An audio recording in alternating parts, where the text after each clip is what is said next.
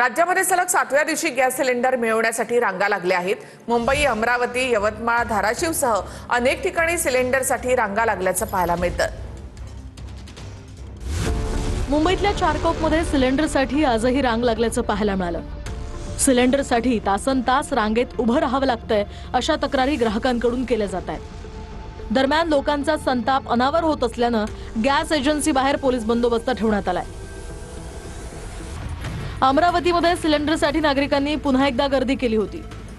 राजापेठमध्ये gas agency कार्यालयासमोर सिलेंडरसाठी रांगा लागल्या होत्या।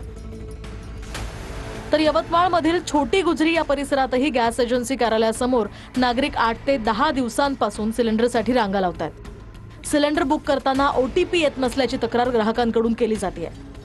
यावेळी पोलीस बंदोबस्तात सिलेंडरचं वितरण करण्यात आलं। धाराशिवमध्ये पहाटेपासूनच सिलेंडरसाठी नागरिकांची रांग लागली होती। दरम्यान लहान मुलं तसंच वृद्ध पहाटे 5:30 वाजल्यापासून सिलेंडर घेऊन रांगेत उभे होते। सिलेंडर मिळवण्यासाठी लोक पहाटेच रांगा लावत असल्याचं हे चित्र धाराशिवमध्ये पाहायला मिळालं।